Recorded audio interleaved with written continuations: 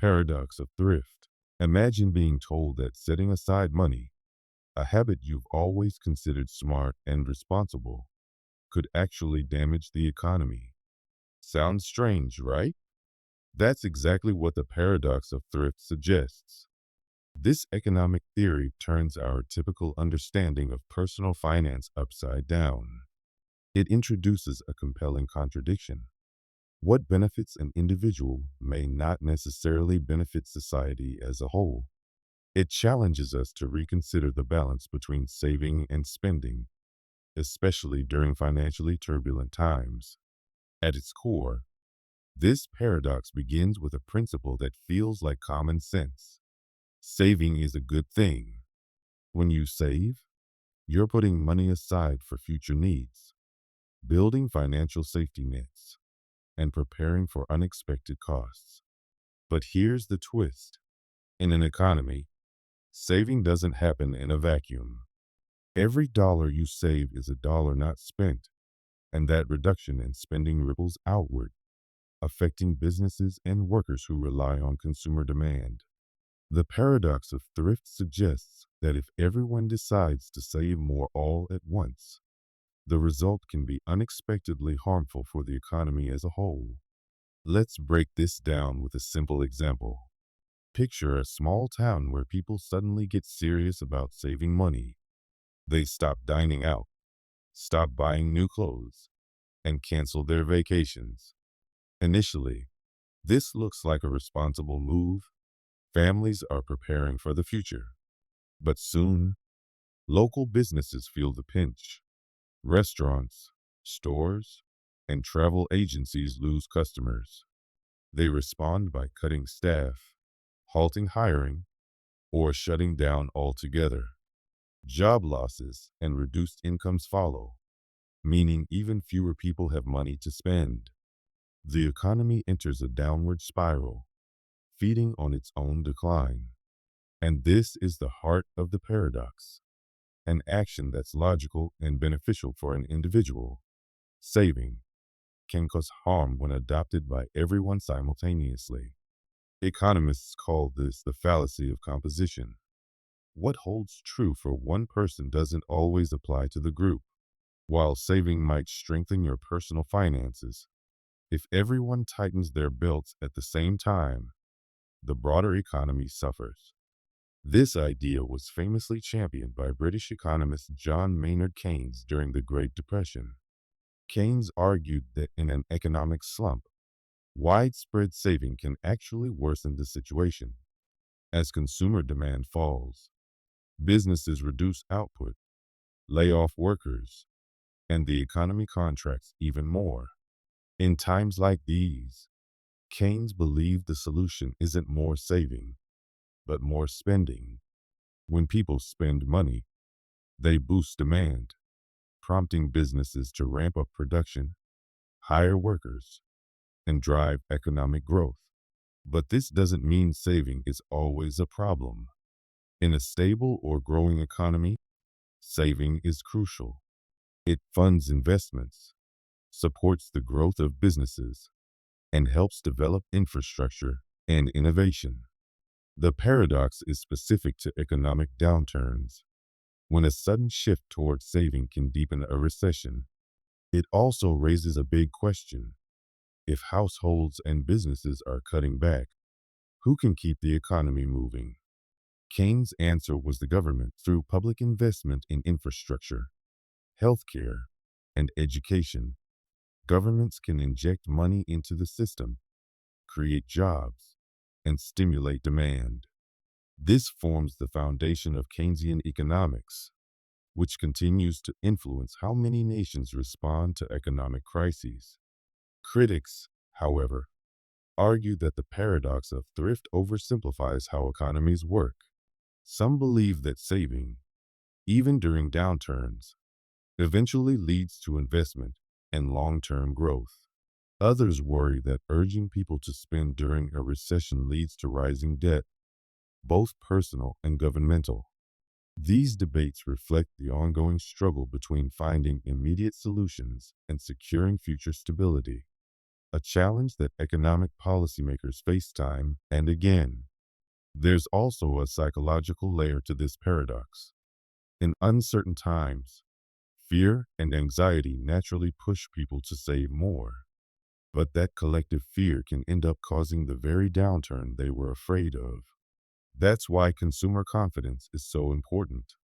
When people are hopeful, they're more willing to spend, fueling growth.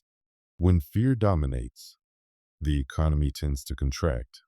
The paradox of thrift reminds us that economics is about more than numbers.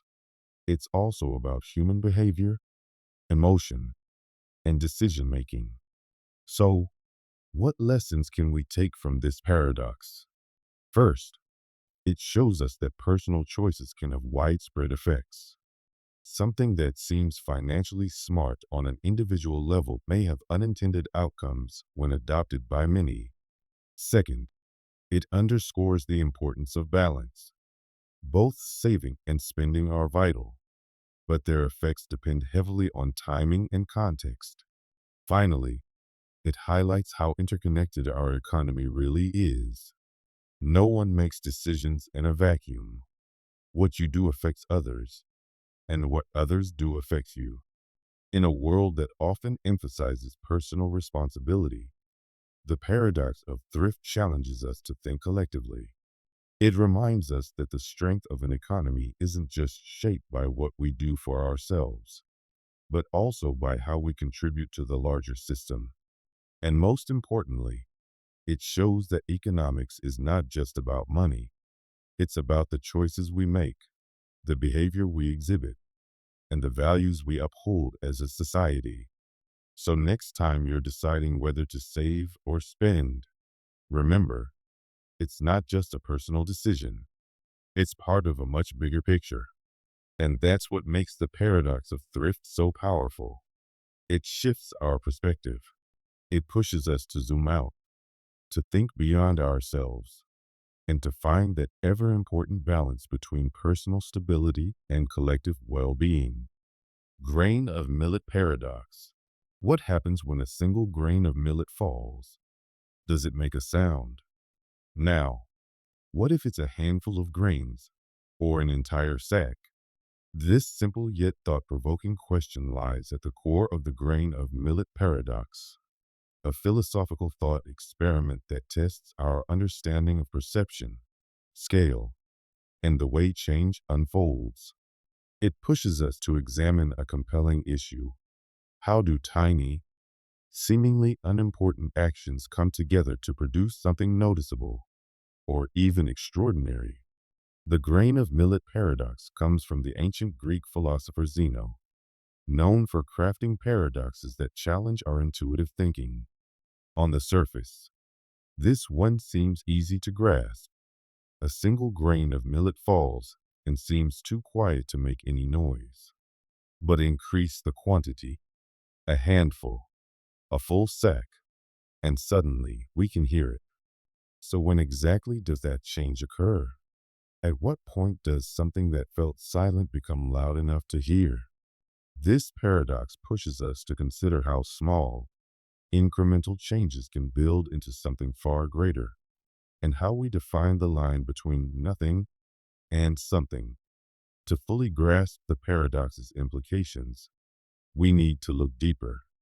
Initially, it appears to be a puzzle about sound and how we perceive it, but it's really exploring the nature of continuity and thresholds, how individual components come together to form a whole.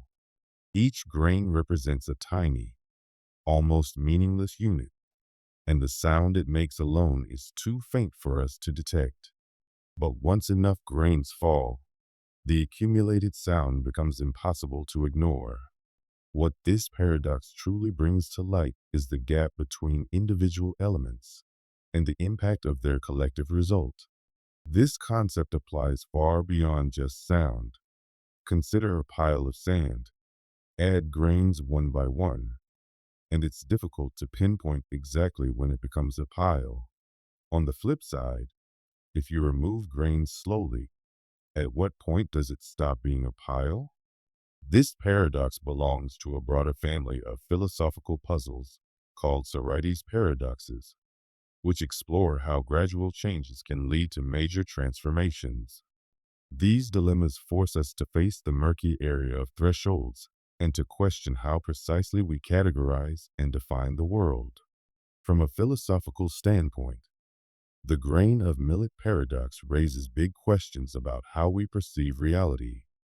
If one grain falling doesn't produce a sound we can hear, does that mean the sound doesn't exist? This touches the core of epistemology, the study of knowledge, and invites debate over whether things are only real if we can perceive them. Do things need our senses to exist, or do they exist independently of them? The paradox pushes us to recognize that just because something is imperceptible doesn't mean it's not real. Small, unseen events might be just as present and influential as visible ones. It also has very real-world implications, especially when we consider the idea of cumulative effects. Think about something like climate change. One person using plastic or driving a car may seem like it makes no difference. But when billions of people do the same, the environmental impact becomes overwhelming. The grain of millet paradox serves as a reminder that small actions add up. It challenges us to take a closer look at the way individual choices contribute to broader collective consequences. The paradox also speaks to personal growth and habit formation. Say you're learning to play the piano or picking up a new language. Practicing for just one day may feel like it doesn't do much, but keep at it daily for weeks, months, or years, and the transformation is incredible. The lesson here is that consistency and patience matter. Small efforts made over time can lead to big, meaningful change. But this paradox doesn't only teach us about how things accumulate.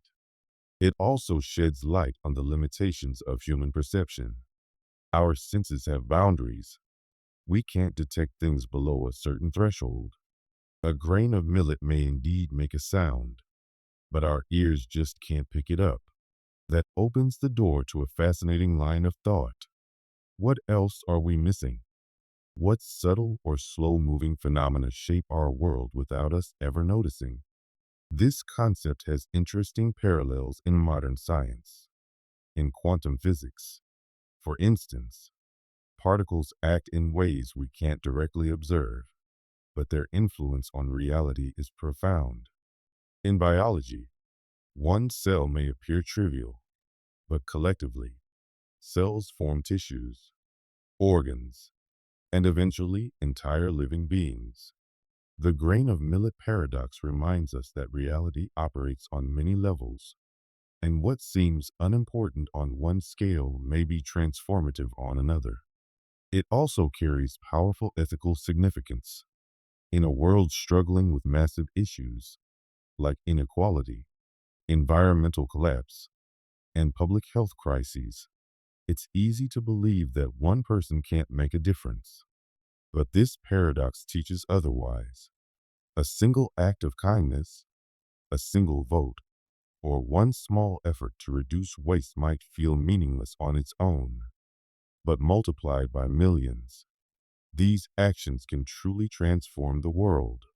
It challenges us to rethink the weight of our individual decisions and to recognize that even the tiniest contributions create ripples.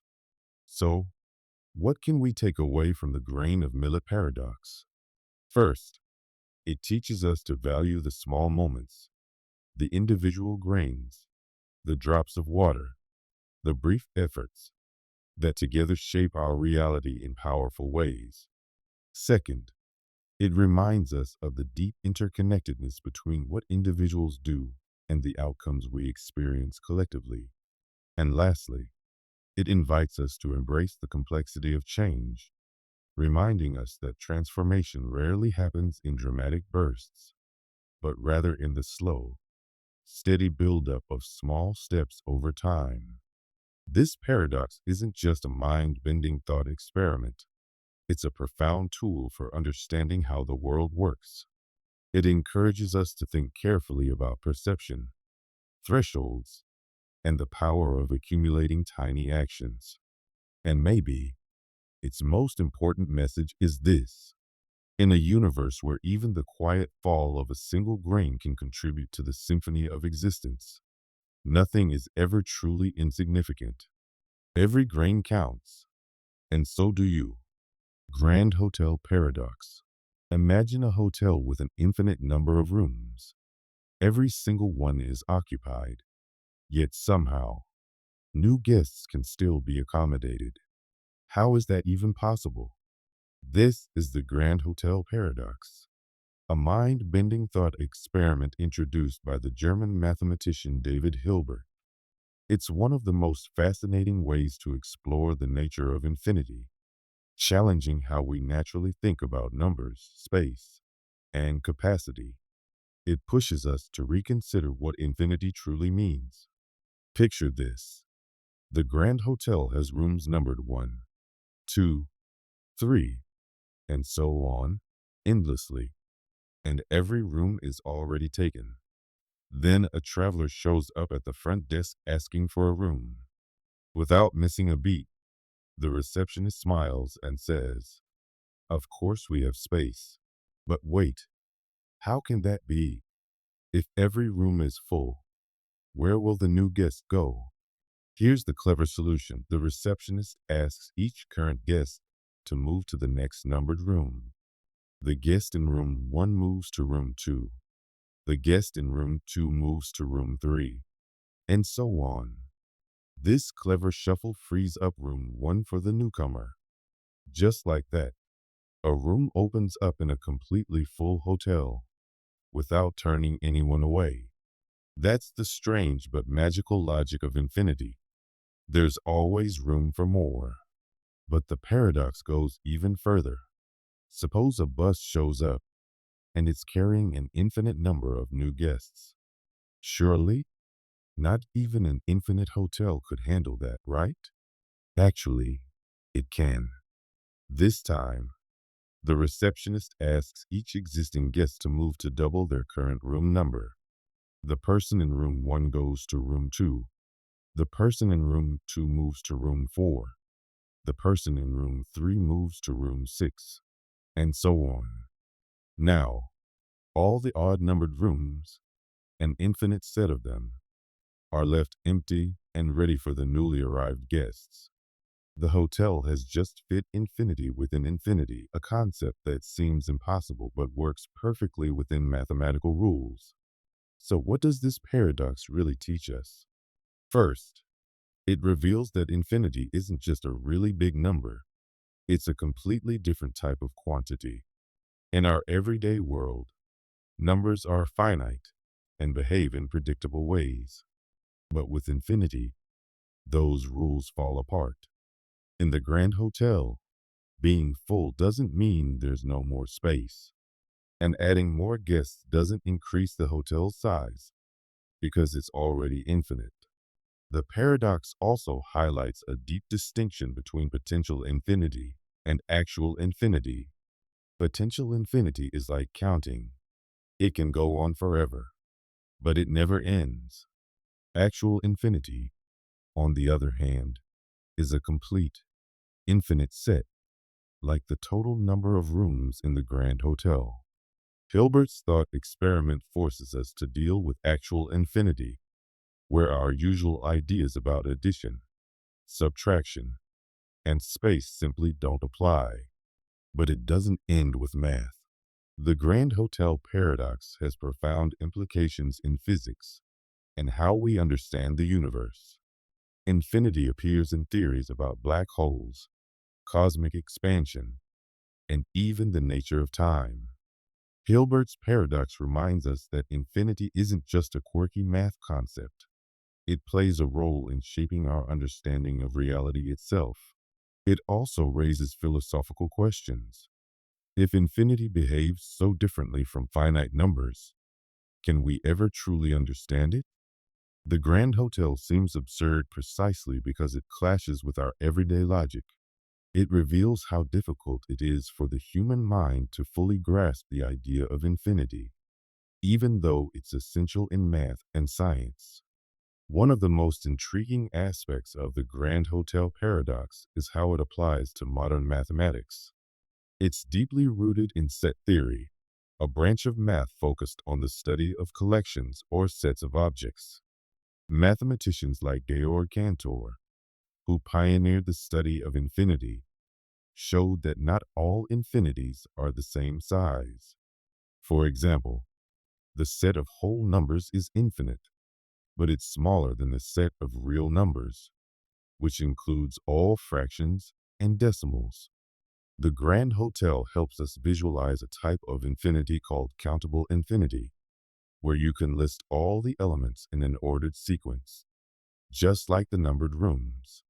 This paradox even connects to practical fields like computer science. Algorithms that deal with infinite processes, such as searching through enormous data sets, often rely on similar principles. By breaking infinite tasks into smaller, manageable steps, we can apply the logic of Hilbert's Hotel to solve problems in technology, data analysis, and more. But maybe the most powerful lesson of the Grand Hotel Paradox is this: it challenges us to think differently. Infinity defies our intuition, but it's also a gateway to deeper understanding. It urges us to question what we take for granted and explore ideas that stretch the boundaries of imagination. Though it may seem like a whimsical puzzle, the Grand Hotel Paradox is actually a profound exploration into the nature of infinity. It shows us that the universe, and even reality itself, is far more complex and strange than we often realize. And in doing so, it reminds us that some questions don't have simple answers, but they can still lead to endless possibilities. The Bootstrap Paradox. Picture this. You come across a book filled with groundbreaking ideas, only to realize you are the author. The strange part? You haven't written it yet. Now imagine you travel back in time and hand that same book to your younger self. Your younger self studies it and later grows up to write the exact book in the future. The question is, where did the book originate? This is the Bootstrap Paradox, one of the most mind-bending ideas in time travel. It's a scenario in which an object or piece of information exists without a clear origin, looping endlessly through time and defying cause and effect. The name Bootstrap Paradox comes from the old expression, pulling yourself up by your own bootstraps, a metaphor for doing something seemingly impossible. And that's exactly what's happening here. Something that exists only because it was sent back in time, with no obvious point of creation. This paradox challenges our basic beliefs about time, reality, and causation. To make sense of it, let's look at a classic example. Imagine a scientist in the future invents a time machine. They use it to travel into the past and meet their younger self, handing over a set of blueprints for the very time machine they invented. The younger version of the scientist then uses those plans to build the machine and eventually grows up to become the same person who goes back in time to give the plans away. But here's the kicker. Where did the original idea for the time machine come from? It was never truly invented. It was just passed around in a self-contained time loop. The time machine exists, but without a true beginning. This kind of paradox throws a wrench into one of the fundamental assumptions we have about the universe, that every effect must have a cause. In the Bootstrap Paradox, cause and effect are so entangled that they're practically indistinguishable. The time machine keeps existing, recycling itself endlessly, but its origin is forever lost in the loop. What makes this paradox so fascinating is that it's more than just a quirky thought experiment. It has real implications for how we understand time and causality. In our everyday experience, time flows in a straight line, past, present, future. Causes lead to effects, and actions lead to consequences. But in a time travel scenario, those rules can break down. The future can affect the past, creating a loop where the start and end points blur, and the true beginning is untraceable. Philosophically, the Bootstrap Paradox opens up deep questions about free will and determinism. If the blueprints for the time machine have no true origin, does that mean the scientist's actions were predetermined by the loop? Or does this paradox prove that free will can exist outside of our usual understanding of time? It forces us to consider whether time is really as linear and rigid as it seems, or if it's actually something far more flexible and interconnected. Science fiction has long loved the bootstrap paradox and uses it in creative and thought provoking ways. A well known example is the movie The Terminator, where a character travels back in time to protect a future leader, only to become part of the very events that ensure that leaders rise. Another is the novel The Time Traveler's Wife, which plays with the idea of a self contained time loop, where events occur simply because they've already happened. These stories highlight the strange beauty of the paradox, how it invites us to imagine realities where time is anything but linear. From a scientific standpoint, the bootstrap paradox connects to ideas in general relativity. Einstein's equations allow for something called closed time-like curves, essentially loops in space-time where events can circle back on themselves. Though still theoretical, this means the paradox might not be purely fictional. It could reflect something real about the nature of the universe. But the paradox isn't just about objects. It's also about information. Imagine a scientific formula or a major historical fact that exists only because it was sent back in time. If it was never truly created, but only copied through time, who invented it? Can something that has no origin be considered real? This forces us to rethink how we define knowledge, invention, and originality. It blurs the line between what's authentic and what's simply a product of a time loop. On a larger scale, the bootstrap paradox challenges how we think about the universe itself. If time can loop, it raises the possibility that the universe could be a self-contained system with no clear beginning or end. Maybe the Big Bang wasn't the start of everything, but just one point in an eternal cycle. The paradox makes us ask, does anything really have an origin, or is everything part of a vast, interconnected web of events? So, can we actually solve the bootstrap paradox? Not within the limits of linear time and traditional causality. It's a paradox precisely because it can't be resolved. Instead of being a problem to fix, it's a question meant to stretch our understanding, to push us beyond what we think we know about time and logic. It's a doorway, not a dead end, an invitation to think deeper about the mysteries of time, existence, and the universe itself. The bootstrap paradox reminds us that the cosmos is far stranger and more complex than we often assume. It invites us to imagine realities where beginnings and endings blur, where causes and effects loop endlessly, and where time itself bends in ways we can barely comprehend. And maybe that's the most profound lesson of all. Even in a universe built on rules and logic, there will always be mysteries, paradoxes that inspire us to question, to explore, and to dream.